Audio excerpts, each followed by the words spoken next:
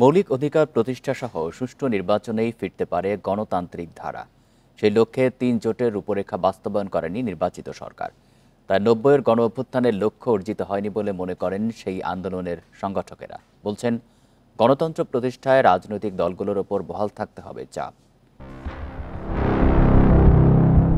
১৯৮২ সালের ২৪শে মার্চ সামরিক শাসন জারি করে রাষ্ট্র ক্ষমতা দখল করেন হুসেইন মোহাম্মদ এরশাদ। সে বছরই শিক্ষা দিবস সামনে রেখে আন্দোলনের নামে ছাত্ররা গড়ে ওঠে ছাত্র সংগ্রাম পরিষদ। মজিদ খানের বিতর্কিত শিক্ষানীতির বিরুদ্ধে ৮৩ সালের ২৪শে ফেব্রুয়ারি শিক্ষা ভবন ঘেরাও মিছিলে চালানো হয় গুলি। প্রাণ দেন জয়নাল জাফর দীপালি। আন্দোলন তীব্রতর করতে এক পর্যায়ে গঠিত হয় ১৫ দলীয় জোট। সরকার বিরোধী আন্দোলনের ধারাবাহিকতায় ১৯৮৭ সালের ১০ মে রাজধানীর 0 পয়েন্টে পুলিশের গুলিতে নিহত হন বুকে পিঠে স্বৈরাচার নিপাত যাক গণতন্ত্র মুক্তি পাক লেখা নূর হোসেন। পরে স্বৈরাচার বিরোধী আন্দোলনে ৯০-এ প্রাণ দেন জেহাদ ও ডাক্তার মিলন। এর জেরে বেগবান হয় আন্দোলন। ক্ষমতা ছাড়তে বাধ্য হন এরশাদ। এতে স্বৈরাচারের পতন হলেও অর্জিত হয়নি সেই গণ অভ্যুত্থানের লক্ষ্য। ৯০-এর স্বৈরাচার পতনের পরে ৯১-এর নির্বাচনের মধ্য দিয়ে জাতীয়তাবাদী দল তারা রাষ্ট্র ক্ষমতায় আসলো খালেদা জিয়ার নেতৃত্বে। সেটা ক্ষমতায় এসে তারা কিন্তু সেই অঙ্গীকারগুলো রাখলেন না এবং ইভেন কি ৩ জোটের যে রূপরেখা সেই রূপরেখাও কিন্তু তারা মেনে চললেন না। যারা এই নির্বাচনের মাধ্যমে ক্ষমতা এসছে, দুটি প্রধান রাজনৈতিক দল, তারা সেই আগের সামরিক সরকারের মতোই ছলে বলে কৌশলে ক্ষমতা টিকিয়ে রাখবার জন্য তারা নানা রকম ফন্দি ফিকিরের আশ্রয় নিলেন। গণ অভ্যুত্থানের লক্ষ্য বাস্তবায়নে রাজনৈতিক দলগুলোর দায়িত্বশীলতাকে খুবই গুরুত্বপূর্ণ মনে করেন ৯০-এর আন্দোলনের সেই সংগঠকেরা। জনগণের নিজস্ব রাজনৈতিক শক্তি সেটা গড়ে তোলার যে প্রক্রিয়া, সেই প্রক্রিয়ায় তাদেরকে ঐক্যবদ্ধ করা যায়নি বলেই তো আজকে আমাদের এই অবস্থা বা আমাদের এই পরিণতি। শুধুমাত্র আইন করে, শুধুমাত্র সংবিধান করে যে আমরা গণতন্ত্রকে টিকিয়ে রাখতে পারবো না, ৯০ পরবর্তী আমাদের যে করুণ ইতিহাস সেটাই প্রমাণ করে। ক্ষমতায় গিয়ে আগের অঙ্গীকার ভুলে যাওয়া রাজনৈতিক দলগুলোর যে সংস্কৃতি, তা থেকে বের হয়ে আসার চর্চায় ফিরতে হবে বলে মনে করছেন ৯০-এর গণ আন্দোলনের সংগঠকেরা। শাহাদাত স্বপন, ইন্ডিপেন্ডেন্ট নিউজ, ঢাকা।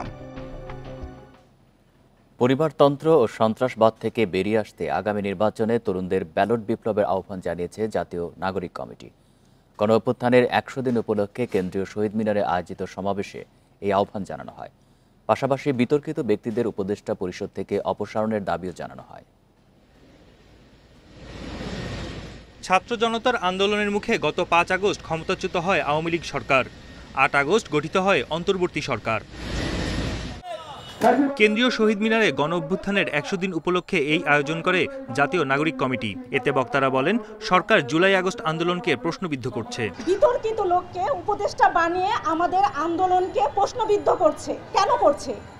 কেন আজকে আহত নিহত পরিবাররা সঠিক মর্যাদা পাচ্ছেন না? এই আন্দোলনের যারা স্টেক হোল্ডার আছে তাদের সাথে পরামর্শ করেছেন কিনা? অনতি বিলম্বে এই যারা উপদেষ্টা আছেন বিতর্কিত, তাদের বিরুদ্ধে ব্যবস্থা নেবেন। শহীদ ও আহতদের পরিবার পর্যাপ্ত সহায়তা পাচ্ছে না উল্লেখ করে বক্তারা বলেন, রাষ্ট্র সংস্কারে সবাইকে সোচ্চার থাকতে হবে।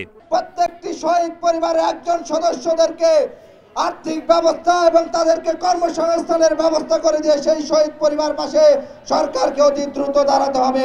তো আমার মনে হয় যে আমাদেরকে এখন পর্যন্ত লড়াই চালিয়ে যেতে হবে, যেন আমরা ভবিষ্যতে একটা ফ্যাসিজম মুক্ত একটা সুন্দর একটা রাষ্ট্র আমরা গঠন করতে পারি। প্রশাসনের বিভিন্ন স্তরে এখনো ফ্যাসিবাদের দোসররা রয়েছে উল্লেখ করে নাগরিক কমিটির আহ্বায়ক বলেন, আওয়ামী লীগের বিচার ঠেকাতে তৎপর তারা। বিভিন্ন রাজনৈতিক দলের কার্যক্রম গণ অভ্যুত্থানকে প্রশ্নবিদ্ধ ও বিতর্কিত করছে উল্লেখ করে ভোট বিপ্লবের ডাক দেন তিনি। আপনাদের হাতে ক্ষমতা তুলে নিন, এই ক্ষমতার মাধ্যমে আগামীর যে ব্যালট বিপ্লব হবে সেই বিপ্লবে এই সকল লুটেরা, চাঁদাবাজ, মাস্তান, মাফিয়াতন্ত্র, পরিবারতন্ত্র, তাদেরকে বাংলাদেশে তাদের কবর রচনা করুন। এ সময় গণকমিশন গঠন করে আওয়ামী লীগ ও তাদের দোসরদের বিচারের দাবিও জানায় জাতীয় নাগরিক কমিটি। আমাদের শাহাদাত ফরাজি সাকিব। বন ইবনে কামাল, ইন্ডিপেন্ডেন্ট নিউজ, ঢাকা। ক্ষমতাচ্যুত শেখ হাসিনা দেশ ছাড়লেও দোসররা এখনও প্রশাসনে রয়ে গেছে, জানিয়েছেন যুব ও ক্রীড়া উপদেষ্টা আসিফ মাহমুদ সজীব ভূঁইয়া। শুক্রবার বিকেলে রাজধানীর অফিসার্স ক্লাবে গণ অভ্যুত্থানের ৩ মাস উপলক্ষে এক অনুষ্ঠানে একথা জানান তিনি। আসিফ মাহমুদ বলেন, বিগত সরকারের সময়ে অনেক প্রশাসনিক কর্মকর্তা কর্মচারী দলীয় নেতাদের মতো দায়িত্ব পালন করেছেন। এই দাসত্ব থেকে প্রশাসনকে মুক্ত করা জরুরি। এজন্য সবার পরামর্শ চান উপদেষ্টা। আওয়ামী লীগের বৈষম্যের শিকার সচিব ও আমলাদের মধ্যে যারা এখনও সুস্থ আছেন তাদের চাকরিতে পুনর্বহাল করার অনুরোধ জানান উপদেষ্টা আসিফ। আর বলেন, জনকল্যাণমুখী কার্যক্রমে আমলাতান্ত্রিক জটিলতা রাখা হবে না। এছাড়া রাজনৈতিক দলগুলোকেও ছাত্র জনতার আন্দোলনে চেতনা ধারণের আহ্বান জানান তিনি। ক্ষমতায় থাকার কারণে প্রশাসনে ফ্যাসিবাদের দোসরদের শিকড় অনেক গভীর পর্যন্ত পৌঁছত। আমরা তো সচিব পর্যায়ে পরিবর্তন করছি, এডিশনাল সেক্রেটারি পর্যায়ে পরিবর্তন করছি, বিভিন্ন অধিদপ্তরের ডিজি পরিবর্তন করছি, কিন্তু প্রত্যেকটা অফিসের কেরানি পর্যন্ত ফ্যাসিবাদের দোসর। গণতান্ত্রিক যাত্রা ভিন্ন হলেও বৈষম্যহীন দেশ করতে রাজনৈতিক দলগুলোকে ঐক্যবদ্ধ হতে হবে বলে মন্তব্য করেছেন বিএনপির স্থায়ী কমিটির সদস্য সালাউদ্দিন আহমেদ। শুক্রবার বিকেলে রাজধানীর একটি হোটেলে জুলাই বিপ্লব নিয়ে বেসরকারি বিশ্ববিদ্যালয়ের শিক্ষার্থীদের আয়োজনে এক সেমিনারে এই মন্তব্য করেন তিনি। বলেন, স্বাধীন বাংলাদেশ আর কোনো দেশের করদ রাজ্য হবে না। সংসদীয় একনায়কতন্ত্র প্রতিষ্ঠা করতে দেওয়া হবে না নতুন বাংলাদেশে। সেমিনারে জামাতের সহকারী সেক্রেটারি জেনারেল রফিকুল ইসলাম খান বলেন, জুলাই বিপ্লবের ওপর দাঁড়িয়ে বাংলাদেশের ভবিষ্যৎ। এই বিপ্লব ব্যর্থ হলে বাংলাদেশ ব্যর্থ হবে। এ সময় বক্তারা বলেন, সচিবালয় সহ বিভিন্ন জায়গা থেকে স্বৈরাচারের দোসরদের অপসারণ করতে হবে। আমাদের গণতান্ত্রিক পথযাত্রায় রাস্তা ভিন্ন ভিন্ন হবে বিভিন্ন দলের, কিন্তু আমরা যেন একটা জায়গায় ঐক্যবদ্ধ থাকি যে এই জাতির স্বার্থকে আমরা ঊর্ধ্বে তুলে ধরব এবং এই জাতিকে আর কখনো অন্য কোনো রাষ্ট্রের করদ রাজ্য হওয়ার জন্য আমরা। বিপ্লব যদি ব্যর্থ হয়, এই গণঅভ্যুত্থান যদি ব্যর্থ হয়, তাহলে বাংলাদেশ ব্যর্থ হবে। আমরা বাংলাদেশকে ব্যর্থ হইতে দিব না ইনশাআল্লাহ। এখনো সরকারের মধ্যে অফিসে আদালতে ফ্যাসিবাদের দোসরদের অবস্থান রয়েছে, এদেরকে পরিবর্তন করতে হবে। বাংলাদেশের সঙ্গে সম্পর্কে উন্নয়নের জন্য ভারতকে নীতি পরিবর্তন করতে হবে, এই মন্তব্য করেছেন বিএনপির স্থায়ী কমিটির সদস্য আমির খসরু মাহমুদ চৌধুরী। শুক্রবার বিকেলে ঢাকা বিশ্ববিদ্যালয়ে এক আলোচনা সভায় তিনি একথা বলেন। ঢাকা বিশ্ববিদ্যালয়ে অধ্যাপক মোজাফফর আহমেদ চৌধুরী মিলনায়তনে অভিন্ন নদীর পানি ও ভারত প্রশ্ন সমাধানের রাজনীতি কি শীর্ষক আলোচনা সভায় বক্তারা আরও বলেন, ভারতের কর্তৃত্বসুলভ মনোভাবের কারণে 54 নদীর পানির ন্যায্য হিস্সা থেকে বঞ্চিত বাংলাদেশ। প্রধান অতিথির বক্তব্যে আমির খসরু মাহমুদ চৌধুরী বলেন, ভারতকে বাংলাদেশের সঙ্গে সুসম্পর্ক বজায় রাখতে আগের মানসিকতা থেকে বেরিয়ে এসে নতুন বয়ান তৈরি করতে হবে। যদি বাংলাদেশ ভারত সম্পর্ক এগিয়ে নিয়ে যাওয়ার প্রয়োজন আপনারা মনে করেন, you have to create a new narrative. একটা নতুন ন্যারেটিভ সৃষ্টি করতে হবে। মিউচুয়াল রেসপেক্ট, পরস্পরের প্রতি সম্মানবোধ, দুইটা দেশের মধ্যে, দুইটা দেশের মানুষের মধ্যে মিউচুয়াল ইন্টারেস্ট, যে পরস্পরের স্বার্থ সংরক্ষণ। থার্ড হচ্ছে ওয়ান অফ নন ইন্টারফিয়ারেন্স, যে হস্তক্ষেপ করা যাবে না। সেবা নয়, অর্থ সম্পদ অর্জন মূল লক্ষ্য ছিল বরগুনার সাবেক এমপি ধীরেন্দ্র দেবনাথ শম্ভুর। ক্ষমতার অপব্যবহার করে জলাশয় ভরাট, জমি দখল ও সরকারি অর্থ লোপাটের অভিযোগ রয়েছে তার বিরুদ্ধে। ছেলে সুনাম দেবনাথের বিরুদ্ধে রয়েছে মাদক ব্যবসা নিয়ন্ত্রণের অভিযোগ। রাজধানীর নিউ মার্কেট থানায় ব্যবসায়ী অদূত হত্যা মামলায় বরগুনা 1 আসনের সাবেক এমপি ধীরেন্দ্র দেবনাথ শম্ভু গ্রেপ্তার হন 11 নভেম্বর। এছাড়া ছাত্র জনতার আন্দোলনে কয়েকটি মামলার আসামিও তিনি। নিয়োগ, টিআর, কাবিখা, উন্নয়ন প্রকল্প সহ এমন কোনো খাত নাই যেখান থেকে তিনি গত 16 বছরে টাকা নেননি। জলাশয় ভরাট, নামমাত্র মূল্যে দখল করতেন অন্যের জমিও। এমনকি স্থানীয় নির্বাচনে প্রার্থীদের কাছ থেকে নিতেন মোটা অঙ্কের টাকাও। উপজেলার সংলগ্ন যে সে ভবনটা করছে, এই ভবনটা হয়েছে, এই জমিটা হয়েছে আমাদের পৈতৃক সম্পত্তি। উন্নয়ন থেকে অনেক বঞ্চিত, অথচ উনি ওনার পরিবার আজকে শীর্ষ ধনীর কাতারে চলে গেছে। যে মানুষ এত দুর্নীতিবাজ হতে পারে, উনি ওনার মেয়ে জামাইকে আমেরিকায় একটা ক্লিনিক করে দিয়েছে। ক্ষমতার দাপট দেখিয়ে ছেলে সুনাম দেবনাথ গড়ে তোলেন মাদকের সিন্ডিকেট। বরগুনার আলোচিত রিফাত হত্যা মামলার আসামিও তিনি। বাবার প্রভাবশালী থেকে তারপরে এই থেকে আসলে সে মাদক ব্যবসায় জড়িত হয়েছে এবং মাদকটা দিয়ে কোটি কোটি টাকা ইনকাম করেছে। সরকারি ও দখলকৃত জমি উদ্ধারে আইনি সহায়তার কথা জানিয়েছেন উপজেলা নির্বাহী কর্মকর্তা। সরকারের কাছে আমরা প্রপার প্রস্তাব পাঠাতে পারি প্রপার চ্যানেলে, যাতে এই সম্পত্তিটা যদি সরকারি হয় তাহলে তাদেরকে থেকে নিয়ে নেওয়া যায় কিনা সেই ব্যবস্থা হবে। কিন্তু যদি তাদের হয় কিংবা ব্যক্তির হয়, সেক্ষেত্রে ব্যক্তিকে প্রমাণ করতে হবে জমিটা তার। দ্বাদশ জাতীয় সংসদ নির্বাচনে শম্ভুর দাখিল করা হলফনামা অনুযায়ী 15 বছরে আয় বাড়ে 26 গুণ। Independent news. রাজধানীর আজিমপুরের একটি বাসায় ঢুকে মালামালের সঙ্গে একটি শিশুকেও নিয়ে গেছে দুর্বৃত্তরা। শুক্রবার সকাল 8টার দিকে ওই বাসার সাবলেটে ভাড়া থাকা এক নারী বহিরাগত কয়েকজনকে সঙ্গে নিয়ে বাসায় ঢুকে এই ঘটনা ঘটিয়েছে বলে অভিযোগ উঠেছে। পুলিশ ও প্রতিবেশীরা বলছেন, শিশুটির মায়ের নাম ফারজানা আক্তার। আজিমপুরে লালবাগ টাওয়ারের পাশের একটি বাসায় ভাড়া থাকেন তিনি। কাজ করেন স্বরাষ্ট্র মন্ত্রণালয়ের সুরক্ষা সেবা বিভাগে 60 মুদ্রাক্ষরিক পদে। একই বাসায় ঘটনার একদিন আগে বৃহস্পতিবার সাবলেট ভাড়া নেন এক তরুণী। তিনি শুক্রবার সকাল 8টার দিকে আরও 3 জন পুরুষকে নিয়ে ওই বাসায় প্রবেশ করে ফারজানাকে চড়থাপ্পড় দেন। এক পর্যায়ে তারা বাসার মালামালের সাথে ফারজানার 8 মাস বয়সের শিশু সন্তানকেও নিয়ে যান। 2 বছর আগে বাসা ভাড়া নিলেও গত 5 মাস যাবৎ আলাদা থাকছেন ফারজানা জাফর দম্পতি। এই ঘটনায় এখনও থানায় কোনো অভিযোগ দেয়নি ভুক্তভোগী পরিবার, তবে স্বতঃস্ফূর্তভাবে ঘটনার তদন্ত শুরু করেছে পুলিশ। চাচা আছেন নাকি, তাড়াতাড়ি আমাকে আমার মেয়ে নিয়ে চলে গেছে। তো তখন আমি তো বুঝতেই ছিলাম না, উনি এত আতঙ্কিত আর কথা জড়াই যাচ্ছিল। বগুড়ায় গৃহবধূকে হত্যার পর ডিপ ফ্রিজে রাখার ঘটনা নতুন মোড় নিয়েছে। পুলিশ এখন বলছে নিহতের ছেলে নয়, বাড়ির ভাড়াটিয়ারাই ঘটিয়েছে এই হত্যাকাণ্ড। মাদক কেনাবেচায় বাধা দেওয়া ও বাসা ভাড়া নিয়ে বিরোধের জেরে হত্যা করা হয় সালমা খাতুনকে। এই ঘটনায় মাবিয়া সুলতানা সহ 3 জনকে গ্রেপ্তার করে পুলিশ। বগুড়ার দুপচাচিয়ায় উম্মে সালমা খাতুন হত্যার ঘটনায় র্যাবের তদন্তে আসামি করা হয় তারই ছোট ছেলে সাদ বিন আজিজুরকে। মঙ্গলবার সংবাদ সম্মেলনে জানানো হয়, প্রেম ও হাত খরচের টাকার জন্য নিজের মাকে হত্যা করে ডাকাতির নাটক সাজায় সে। সাদ স্বীকার করে যে সে তার মাকে হত্যা করে। তবে শুক্রবার দুপুরে পুলিশের তদন্তে বেরিয়ে আসে নতুন তথ্য। পুলিশ বলছে, অনৈতিক কর্মকাণ্ডে বাধা ও বাসা ভাড়া বিরোধের জেরে বাড়ির ভাড়াটিয়া মাবিয়া হত্যা করে গৃহবধূ উম্মে সালমা খাতুনকে। এ ঘটনায় মাবিয়া সহ 3 জনকে গ্রেপ্তার করেছে পুলিশ। উদ্ধার করা হয় রাউটার। এছাড়া মাবিয়ার বাসা থেকে মেলে বাড়ির মালিক নিহত সালমার ফ্ল্যাটের চাবি। এই ঘটনায় নিহতের স্বজনেরা জানান, র্যাব সুষ্ঠু তদন্ত না করেই আসল অপরাধীদের বাদ দিয়েছে। সন্তানকে অভিযুক্ত করে মানহানিসহ দেশ বিদেশে মিথ্যা খবর ছড়িয়েছে, যা ক্ষমার অযোগ্য। রিমান্ডে থাকা ছোট ছেলে সাদের মুক্তির দাবিও জানান তারা। আমাদের কখনো এটা কল্পনাও করা কঠিন যে আমার নিজের ভাই, আমার মায়ের সবচেয়ে প্রিয়, সে এমন কাজ করতে পারে। আমরা চাই এটার সুষ্ঠু তদন্ত আরো হোক এবং সুষ্ঠু বিচার হোক। আমার ভাগনা যেহেতু কিছুই করেনি, তাকে নির্দোষ খালাস মুক্তি দেওয়া হোক। 7 মাস আগে বাসা ভাড়া নেন মাবিয়া। গত 3 মাস ধরে ভাড়া পরিশোধ করেননি বলে জানান নিহতের স্বজনেরা। জজিফ হোসেন, ইন্ডিপেন্ডেন্ট নিউজ, বগুড়া। শাহজালাল বিমানবন্দরে রানওয়ের পাশে প্রিয়াঙ্কা হাউজিংয়ের 6টি ভবন ভাঙা হবে। কারণ বহুতল এই ভবনগুলো ফ্লাইট ওঠানামায় ঝুঁকি তৈরি করছে। রাজুক জানিয়েছে, অনুমোদনের বাইরে উঁচু করেছেন ভবনের মালিকেরা। বর্ধিত অংশ ভেঙে ফেলতে এরই মধ্যে কমিটি করেছে সিভিল এভিয়েশন।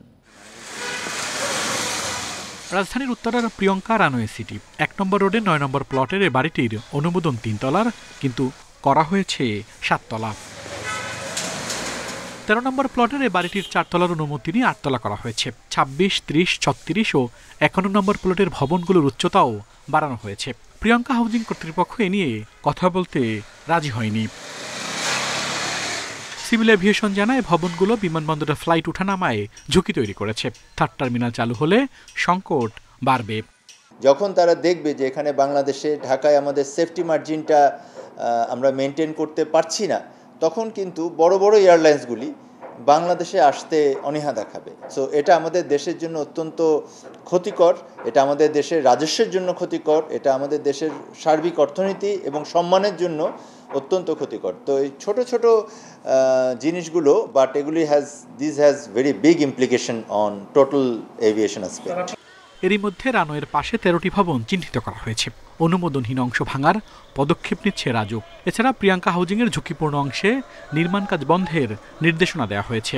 সুপারিশ করা হয়েছে যে আপদে তৎকালীন সময় এটা ওখানে সিভিল এভিয়েশনের উচ্চতা পূর্ণাঙ্গ যাচাই করা হবে এবং এখানে যে নির্মাণাধীন ভবন রয়েছে সেই ভবনগুলির নির্মাণ কার্যক্রম সম্পূর্ণ বন্ধ রাখার জন্য সংশ্লিষ্ট অথরাইজড অফিসারকে নির্দেশনা দেওয়া হয়েছে।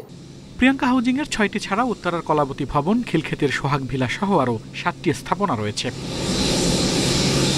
আল আমিন হোসেন, ইন্ডিপেন্ডেন্ট নিউজ, ঢাকা। সারা দেশে ব্যাটারি চালিত রিকশার সংখ্যা 50 লাখ, যার সবগুলোই তৈরি হয়েছে অবৈজ্ঞানিকভাবে, আর এর প্রতিটি চালকও অবৈধ। নতুন করে যাতে আর তৈরি হতে না পারে তাই এর উৎস বন্ধের পাশাপাশি সরকারিভাবে উদ্যোগ নিয়ে বৈজ্ঞানিক উপায়ে এসব বাহন সংস্কারের তাগিদ বিশেষজ্ঞদের। 3 চাকার রিকশার সাথে লাগানো হয়েছে ব্যাটারি, যাত্রী তোলা হচ্ছে 2 থেকে 4 জন পর্যন্ত, অথচ এই রিকশার নিয়ন্ত্রণে যে ব্রেক লাগানো হয়েছে তার দাম মাত্র 22 টাকা। এসব রিকশার গতি যে নিয়ন্ত্রণ করা যায় না তা স্বীকার করলেন এর চালকেরা। এগুলোর মধ্যে তো ব্যাটারি লাগায়, আবার নতুন নতুন গাড়ি বানাতেছে। অনেক সময় ব্রেক করলে দেখা যায় ঋণের 2 সাইড দা ব্রেক উপর দা ওইটা জায়গা, তখন ব্রেকে কুলাইতে পারে না। ঢাকার 1.5 শতাধিক কারখানায় অবৈজ্ঞানিকভাবে তৈরি করা হচ্ছে এসব ঝুঁকিপূর্ণ রিকশা। যারা এসব রিকশা বানাচ্ছেন তাদেরও নেই কোনো কারিগরি দক্ষতা। ব্যাটারি চায়না থেকেই চলে আসতে, তখন ক্যারিং খরচ বেশি থাকার কারণে তারা বাংলাদেশি এখন ফ্যাক্টরি নিয়ে বসছে। বিশেষজ্ঞরা বলছেন এসব রিকশা যারা বানাচ্ছেন আর যারা চালাচ্ছেন তারা কেউই প্রশিক্ষিত নয়। এ সকল বাহন যাত্রীদের জন্য চরম ঝুঁকিপূর্ণ। যত পরিমাণ ডাম্পিং করছেন তার থেকে বেশি কিন্তু উৎপাদন হচ্ছে। সো উৎপাদনের জায়গা থেকে গিয়ে নিয়ন্ত্রণটা করলে পরে এটা একটা টেকসই হওয়ার সম্ভাবনা হবে, নতুন পরিসংখ্যানটা এক জায়গায় নিয়ন্ত্রিত থাকবে। পরিস্থিতি নিয়ন্ত্রণে ব্যাটারি চালিত রিকশা তৈরির উৎস বন্ধের বিকল্প নেই জানিয়ে বিশেষজ্ঞরা বলছেন কারখানা বন্ধের পাশাপাশি মূল সড়ক থেকে এসব রিকশা বন্ধ করতে হবে। যেগুলি ঢুকে গেছে প্রধান সড়ক থেকে সরিয়ে ধাপে ধাপে শাখা সড়কে নিয়ে যেতে হবে। আস্তে আস্তে যেহেতু শাখা সড়কে চাপ বাড়বে, ডেফিনেটলি সেটা বাণিজ্যের বিচরণ ক্ষেত্র যদি কমে যায় অর্থনৈতিকভাবেই কিন্তু সে মার্জিনালাইজড হয়ে যাবে। সড়কে যে পরিমাণ ব্যাটারি চালিত রিকশা আছে তা পুরোপুরি বন্ধ করার সুযোগ নেই, তাই এগুলোকে দ্রুত সময়ের মধ্যে বৈজ্ঞানিক উপায়ে সংস্কার করা জরুরি বলে মত বিশেষজ্ঞদের। Khaled Raihan, Independent News, Dhaka. এ নিয়ে আরও জানাতে টাঙ্গাইল ও বরিশাল থেকে যুক্ত হচ্ছেন সহকর্মীরা। শুরুতেই টাঙ্গাইল থেকে যুক্ত হচ্ছেন সহকর্মী মামুনুর রহমান। মামুনুর, টাঙ্গাইলে কি পরিমাণ এই ব্যাটারি চালিত রিকশা চলছে আর এগুলোর চলাচল কিভাবে নিয়ন্ত্রণ করা হচ্ছে? টাঙ্গাইলে বলতে আমি টাঙ্গাইল পৌরসভার একটি পরিসংখ্যান দিই। এই শহরে অটোরিকশা চলার অনুমতি রয়েছে 5000-এর কাছাকাছি, আর ব্যাটারি চালিত অটোরিকশা 5500। কিন্তু এই দুটি যানবাহনে যে পরিমাণ অনুমোদন দেওয়া হয়েছে ঠিক তার 3 থেকে 4 গুণ চলছে শুধুমাত্র এই পৌর এলাকাতে। এর বাইরে জেলা জুড়ে যে কি পরিমাণ রিকশা এবং অটোরিকশা ব্যাটারি চালিত চলছে তার সঠিক হিসাব আমরা কোথাও থেকে পাইনি। আর নিয়ন্ত্রণ কি হচ্ছে, আসলে এটা অনিয়ন্ত্রিত অবস্থা। পৌরসভা থেকে একটি ট্রেড লাইসেন্স দিচ্ছে, যে ট্রেড লাইসেন্সের উপর ভিত্তি করে এই রিক্সা অটো রিক্সাগুলি চলছে। আমি যদি একটু দেখানোর চেষ্টা করি, সকাল 7:20 দেখেন এই মুহূর্তে কিন্তু শহরের যে গুরুত্বপূর্ণ স্থাপনাগুলি রয়েছে সেই জায়গায় কিন্তু এইভাবে অটোরিকশা দাঁড়িয়ে রয়েছে, এবং যার ফলে কিন্তু যানবাহন চলাচল কোনো কোনো ক্ষেত্রে বিঘ্নিত হচ্ছে। আর সকাল 8:30 পর থেকে কিন্তু এটা যানজটে রূপান্তরিত, এবং পুরো শহর জুড়ে শহরে এমন কোনো জায়গা নেই, নতুন বাস স্ট্যান্ড, পুরাতন বাস স্ট্যান্ড, শান্তিকুঞ্জ মোড়, নিয়ালা মোড়, কুমুদিনী কলেজ গেট সহ শহরের অধিকাংশ জায়গাতে কিন্তু এই অটোরিকশাগুলোতে কারণে যানজটের সৃষ্টি হয়।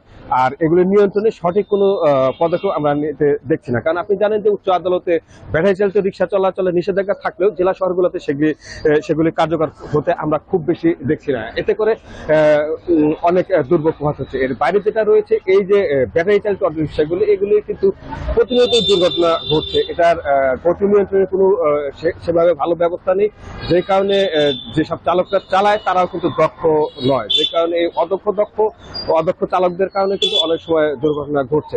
আর সবচেয়ে বড় যে কথা হচ্ছে পৌরসভার রাস্তার যে দৈর্ঘ্য এবং প্রশস্ত এর সাথে মিল রেখে কোনো তালিকাই তৈরি করা হয়নি, এবং এর সাথে মিল রেখে রিক্সা এবং অটোরিকশা চলাচলের অনুমতি দেওয়া হয়নি। সড়কের যে পরিমাণ যানবাহন নিতে পারে তার 3 থেকে 4 গুণ অনুমোদন দেওয়া হয়েছে, আর যে অনুমোদনটা দিয়েছে সেটাও অবৈধ। আর এই কারণে শহরবাসী চরম দুর্ভোগে পড়ছে। শহরবাসী যেটা বলছে যে পরিকল্পিতভাবে শহরের জন্য যেসব যানবাহন চলাচলের উপযোগী রয়েছে সেগুলি অনুমোদন দেওয়া হোক, যাতে দুর্ঘটনা কমে। আর এই যানজট থেকে তারা নিরসন হতে চাচ্ছে। এই হচ্ছে আমার কাছে টাঙ্গাইল থেকে অবৈধ রিক্সা এবং অটো রিক্সার চলাচলের যে দুর্ভোগ তার সর্বশেষ। মামুনুর, আপনি থাকবেন আমাদের সাথে। আমরা এবার একটু বরিশালের পরিস্থিতি জানবো, সেখান থেকে যুক্ত আছেন সহকর্মী আলামিন। আলামিন, বরিশালে ব্যাটারি রিক্সার চলাচল নিয়ন্ত্রণ কিভাবে করা হচ্ছে, আর এগুলো নিয়ে কোনো অভিযোগ রয়েছে কিনা?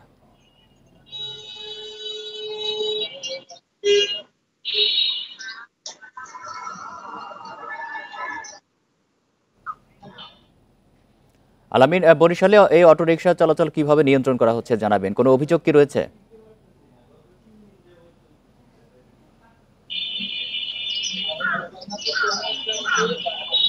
আলামিন, শুনতে পাচ্ছেন?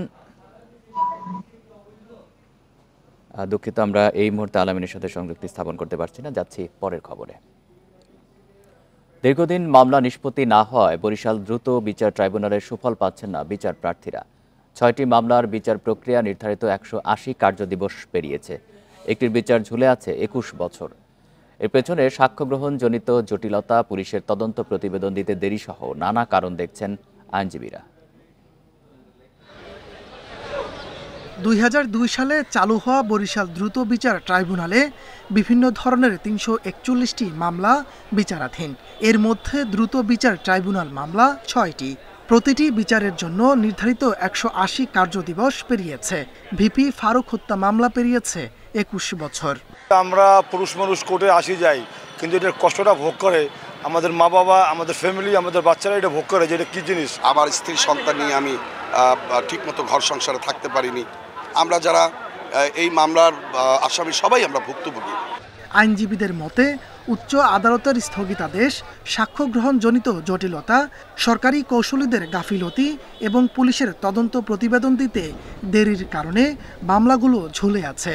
বিগত দিনের পিপি যারা ছিলেন বা দায়িত্বে যারা ছিলেন, আসলে তাদের গাফিলতির জন্যই এত বিলম্বিত হয়েছে বিভিন্ন মামলা। পুলিশের বর্তমান অবস্থা, আগের কথা আমি বলি, সম্পূর্ণ রাজনৈতিকভাবে এটাকে নেগলেক্ট করা হয়েছে। তারা যথাসময়ে সেই রিপোর্টগুলো প্রদান করে নাই। তবে দেরির অভিযোগ অস্বীকার করে পুলিশ বলছে নানা আইনি জটিলতায় মামলা বিলম্বিত হয়। আমাদের পক্ষ থেকে চেষ্টা করি, তারপরে যে মামলাগুলো ধরেন আপনার এই যে স্টে অর্ডার থাকে, সেটাকেও আমরা অনেক সময় তদবির করে আবার এটাকে যাতে আবার চালু করা যায়। বরিশাল দ্রুত বিচার ট্রাইব্যুনাল সহ বিভিন্ন আদালতে বিচারক নিয়োগ দিয়ে কাজে গতি আনার কথা বলছেন আইনজীবীরা। বিচারকের স্বল্পতা দূর করে যত দ্রুত সম্ভব এই মানুষকে এই মামলা থেকে অব্যাহতি দেওয়া হোক, রায়ের মাধ্যমে মানুষকে নিষ্পত্তি করা হোক, এটা করা প্রয়োজন। এই ট্রাইব্যুনালে ২০১০ ও ১৫ সালেরও দুটি মামলা বিচারাধীন। Independent news. ৭০টি চিকিৎসকের পদ শূন্য থাকায় সেবা ব্যাহত হচ্ছে খুলনা মেডিকেল কলেজ হাসপাতালে। নার্স, তৃতীয় চতুর্থ শ্রেণীর কর্মচারী সহ শূন্য আরও ৫৩টি স্টাফের পদ। জনবল চেয়ে মন্ত্রণালয়ে চিঠি দেওয়া হয়েছে বলে জানিয়েছে কর্তৃপক্ষ। ১৯৮৯ সালে খুলনার বয়রায় প্রতিষ্ঠিত হয় ২৫০ শয্যা বিশিষ্ট খুলনা হাসপাতাল, যা ১৯৯২ সালে মেডিকেল কলেজ হাসপাতালে রূপান্তর এবং ২০০৮ সালে ৫০০ শয্যায় উন্নীত হয়। কর্তৃপক্ষের তথ্য অনুযায়ী প্রতিদিন ১৫০০ রোগী ভর্তি থাকেন হাসপাতালে। তাদের সেবা দিতে হিমশিম খান চিকিৎসক, নার্সরা। লোকবল কাঠামোয় ২৮৯ জন চিকিৎসক থাকার কথা থাকলেও আছেন ২১৯ জন। এছাড়া নার্স, থেরাপিস্ট, তৃতীয় ও চতুর্থ শ্রেণীর কর্মচারীর ৫৩টি পদ শূন্য। আমি ৭ দিন ধরে এই জায়গায় ট্রিটমেন্ট হচ্ছে, ঠিক মতন ট্রিটমেন্ট পাই না, চিল্লা পাল্লা হেলা করে তার উপর আছে যে ট্রিটমেন্ট চলতেছে। প্রত্যেক দিনই হচ্ছে যে ডিউটি করতে হচ্ছে সারাদিন, তো একটু অল্প আর কয়েকজন বেশি হলে আমাদের উপর প্রেশারটা একটু কম পড়তো আর কি।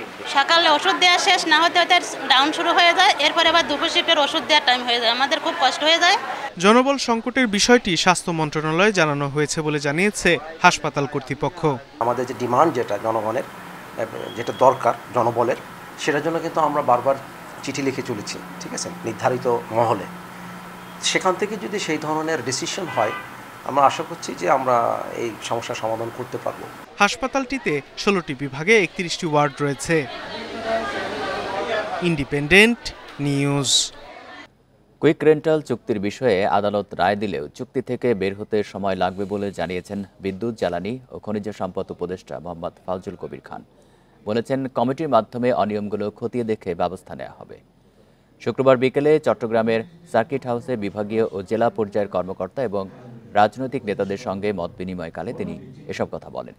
এ সময় কর্ণফুলী নদীর ওপর নতুন কালুরঘাট সেতুর কাজ আগামী বছরের ফেব্রুয়ারিতে শুরুর ঘোষণা দেন তিনি। পাশাপাশি ইস্টার্ন রিফাইনারির নতুন একটি ইউনিটও নির্মাণ হবে বলে জানান তিনি। উপদেষ্টা বলেন, গ্যাস সংকট নিরসনে 2 বছরের মধ্যে নতুন করে 100টি কূপ খনন করা হবে। আর সাগরে গ্যাস অনুসন্ধানে দরপত্র আহ্বান করা হবে আগামী ডিসেম্বরে।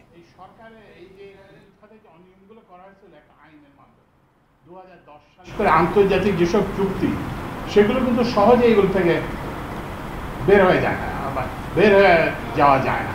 আমরা একটা কমিটি করেছি, তো সেই কমিটি এইসব অনিয়মগুলো খতিয়ে দেখতেছে। কারণ আমাদেরকে অনিয়মগুলো জানতে হবে। অনিয়মগুলো যে না জেনে আমি যদি আবেগবশত বলে যে না আজকে আমি অমুকের চুক্তি কেটে দিলাম, সাথে সাথে কিন্তু আমাদের মামলায় জড়াতে হবে। ব্যবসা বাণিজ্য সচল রাখতে নিরবচ্ছিন্ন বিদ্যুৎ জ্বালানি সরবরাহ সহ 3টি বিষয়ে নিশ্চয়তা চাইলেন বস্ত্রকল মালিকদের সংগঠন বিটিএমএ এর সভাপতি শওকত আজিজ রাসেল। অন্য 2 বিষয় হচ্ছে দীর্ঘমেয়াদে রাজনৈতিক স্থিতিশীলতা এবং প্রয়োজন মতো ডলার সরবরাহের নিশ্চয়তা। দেশ থেকে পাচার হয়ে যাওয়া বিপুল পরিমাণ অর্থ দ্রুত উদ্ধারেরও তাগিদ দেন এই ব্যবসায়িক নেতা। বলেন, ছোট বড় সব ব্যবসায় এখন পার করছে কঠিন সময়।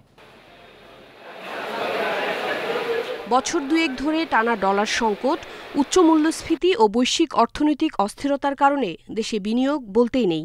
বর্তমান রাজনৈতিক অনিশ্চয়তা এ পরিস্থিতিকে আরও জটিল করে তুলছে বলে মত পর্যবেক্ষকদের, যা বিনিয়োগকারীদের আস্থা আরও কমিয়ে দিচ্ছে।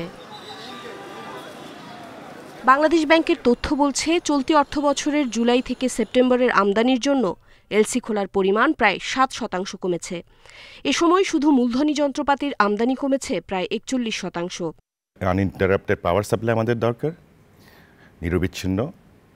আমাদের এই যে পলিটিক্যাল যে আনরেস্ট, এটা আমি মনে করি কন্ট্রোলে আনা দরকার। ব্যাংকে যে ডলারের সংকট, এটা আমাদেরকে কাটিয়ে উঠতে হবে। আমি জানি না কেমনে। চলমান সংকট উত্তরণে এফবিসিসিআইকে এগিয়ে আসার আহ্বান ব্যবসায়ীদের, যদিও এ মুহূর্তে নেতৃত্বহীন ব্যবসায়ীদের শীর্ষ সংগঠনটি। শিগগিরই একটি অংশগ্রহণমূলক নির্বাচনের মাধ্যমে নেতৃত্ব বাছাই করতে চান শিল্প মালিকরা। এতে জবাবদিহি নিশ্চিতের পাশাপাশি দেশে ব্যবসা বাণিজ্যের সুষ্ঠু পরিবেশ ফিরে আসবে বলে আশা বিটিএমএ সভাপতির। এফবিসিসিআই এবং আরও অনেকগুলো চেম্বার আছে। বিগত দিনে এগুলো ছিল সরকারের মনোনীত ক্যান্ডিডেট এবং সরকারের একটা প্রভাব ছিল এটার উপরে। যতদিন পর্যন্ত এই প্রভাবটা থাকবে, তারা কিন্তু অগ্রসর হবে না। তারা পার্সোনাল এজেন্ডা অথবা সরকারের এজেন্ডা পালন করার জন্য আসবে। আমি মনে করি এবার যেভাবে আমি তফসিল ঘোষণা হবে শুনেছি, যেভাবে ভোট হবে শুনেছি, এবার একটা সুযোগ আছে নিরপেক্ষ ক্যান্ডিডেট দাঁড়ানোর এবং জিতে আসার একটা সুযোগও আছে।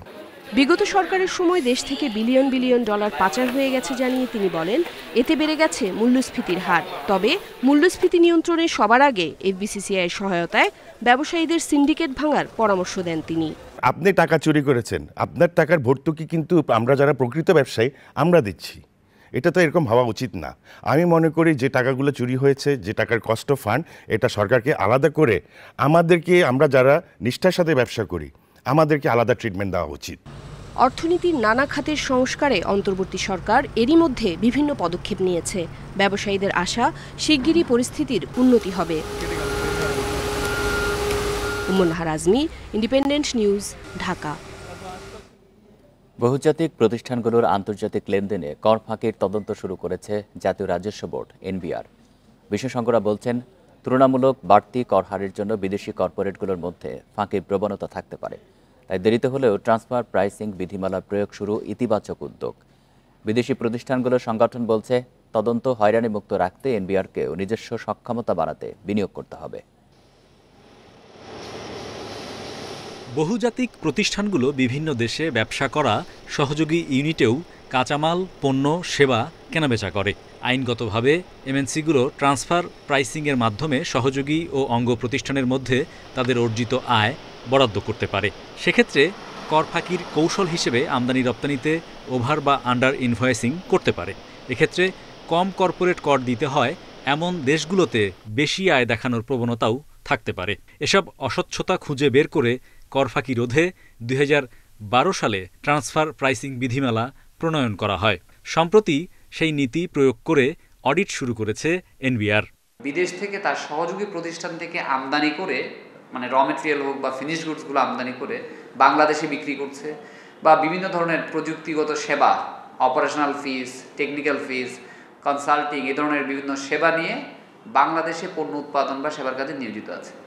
তো এই ক্ষেত্রে ট্রানজ্যাকশন প্রাইস যদি মিসপ্রাইস হয়ে যায়, মানে প্রাইসিংটা যদি ঠিকভাবে না থাকে, তাহলে বাংলাদেশ সরকার তার যে ফেয়ার অ্যামাউন্ট অফ রেভিনিউ বা রাজস্ব সেটা হারানোর সম্ভাবনা থাকে। সম্প্রতি ইউরোপীয় ইউনিয়নের অর্থায়নে এবং যুক্তরাজ্য ভিত্তিক সংস্থার সহায়তায় বৈশ্বিক একটি লেনদেনের ডাটাবেজে প্রবেশাধিকার পেয়েছে বাংলাদেশ, যার মাধ্যমে 3 কোম্পানির আন্তর্জাতিক লেনদেন পর্যালোচনা চলছে। পর্যায়ক্রমে তদন্ত হবে সব বহুজাতিক প্রতিষ্ঠানে। তবে এনবিআরের সক্ষমতা নিয়ে প্রশ্ন তুলছে বিদেশি প্রতিষ্ঠানগুলোর সংগঠন। সক্ষমতা তৈরি করতে হবে এবং তার মাধ্যমে হয়তো ওনারা আরেকটু ইমপ্রুভ করবেন বিফোর এটাকে স্কেল আপ করার আগ পর্যন্ত। তো আমার আশা থাকবে এনবিআরের ওই ইনভেস্টমেন্ট থাকবে যাতে কোনো হয়রানি না হয় এবং ইন্টার না থাকে, যে আনডিউ প্রেশার যাতে না দেওয়া হয়। তো স্ট্যান্ডার্ড জেনারেল অডিট যেখানে ওনারা দেখবেন একটা কমপ্লায়েন্ট কিনা by the transfer price policy. বর্তমানে রাজস্ব বোর্ডের ট্রান্সফার প্রাইসিং সেলে কর্মকর্তা মাত্র 8 জন। তাই অডিট প্রক্রিয়া আন্তর্জাতিক মানের না হলে বিদেশি বিনিয়োগকারীদের কাছে ভুল বার্তার শঙ্কা দেখছেন সংশ্লিষ্টরা। Hari Saha, independent News, Dhaka. নভেম্বরে শুরু হয়েছে শীতের আমেজ। ভোর থেকে সকাল পর্যন্ত কুয়াশা থাকছে দেশের উত্তর পূর্ব ও মধ্যাঞ্চলে খোলা জায়গা ও নদী অববাহিকায়। আবহাওয়া অধিদপ্তর বলছে, অক্টোবরে স্বাভাবিকের চেয়ে বেশি বৃষ্টি হওয়ায় কুয়াশা দেখা দিয়েছে। তবে এ মাসে শৈত্যপ্রবাহ বয়ে যাবার সম্ভাবনা নেই। আছে বঙ্গোপসাগরে একটি নিম্নচাপ থেকে ঘূর্ণিঝড়ের আশঙ্কা। নভেম্বরের শুরুতেই উত্তরে বইছে হিমেল হাওয়া। ভোর রাত থেকে সকাল পর্যন্ত কুয়াশা দেখা যায়। নদী অববাহিকায় মাঝারি ও ঘন কুয়াশায় ছেয়ে থাকছে। দেশের উত্তর পূর্ব ও মধ্যাঞ্চল এবং উপকূলীয় এলাকায় সূর্যের তেজ নামতে শুরু করেছে। কমছে দিন ও রাতের তাপমাত্রা। আবহাওয়া অধিদপ্তরের তথ্য বলছে, অক্টোবরে সারা দেশে স্বাভাবিক বৃষ্টি হয় 160 মিলিমিটার, কিন্তু এবার তা হয়েছে 207 মিলিমিটার, অর্থাৎ 29 মিলিমিটার বেশি বৃষ্টি হয়েছে গেল মাসে। এতে ঘূর্ণিঝড় ডানার প্রভাবও ছিল। তাই কুয়াশার সাথে শীতের আমেজ অনুভূত হচ্ছে। তবে এ মাসে শৈত্যপ্রবাহের শঙ্কা নেই। বৃষ্টি বেশি হলে কি হয়, যে বাতাসের যে ভিতরে যে জলীয় বাষ্প থাকে সেটা বেশিরভাগ অংশ মাটিতে পড়ে যায়। পড়ে গেলে মাটিতে একটু থাকে, মানে একটু ময়েশ্চার থাকে। তাই সারাদিনে ওইটা একটু ইভাপোরেশন করলে সেটা বেশি দূর যায় না, ওই মাটির কাছাকাছিই থাকে।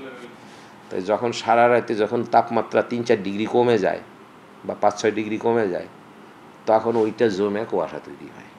নভেম্বর মাস ঘূর্ণিঝড় প্রবণ। এরই মধ্যে বঙ্গোপসাগরে একটি লঘুচাপ দেখা দিলেও তা এখন নিষ্ক্রিয়। তবে মাসের শেষে আরও একটি লঘুচাপ থেকে নিম্নচাপ অথবা ঘূর্ণিঝড়ে রূপ নিতে পারে। লঘুচাপ যে বলা হয়েছে, ওরকম লঘুচাপ হবে, এতে কোনো সন্দেহ নেই। এবং সেটা নিম্নচাপে পরিণত হলে, যে হওয়ার উপক্রম যখন হবে, তখন থেকে কিন্তু আমরা শুরু করে দিব একেবারে ইন্টেন্স ওয়াচিং শুরু করব এবং আমরা তখন পূর্বাভাস দেওয়া শুরু করে দিব। আবহাওয়া অধিদপ্তরের পূর্বাভাস বলছে, শীত মূলত ডিসেম্বর থেকে জেঁকে বসতে পারে। তবে রাজধানীতে পুরোদমে শীতের আমেজ অনুভূত হতে পারে মাঝ ডিসেম্বর থেকে। Shahriar Anirban, independent News, Dhaka. সঙ্গীত বিস্তারে নীরবে কাজ করে যাচ্ছেন নেত্রকোনা সদরের গুণী শিল্পী সুজন তোপদার। 15 বছর ধরে শিষ্যদের শেখাচ্ছেন বিভিন্ন ধরনের সঙ্গীত। স্বজনরা বলছেন, শিষ্যদের মাঝে বেঁচে থাকতে চান সুজন তোপদার। নেত্রকোনার সদর থেকে সুরের মূর্ছনা ছড়াচ্ছেন এককালের বেতার ও টেলিভিশন সঙ্গীত শিল্পী সুজন তোপদার। 15 বছর ধরে নিজ বাড়ি থেকে শিষ্যদের নিয়মিত তালিম দিয়ে আসছেন ষাটোর্ধ্ব এই শিল্পী।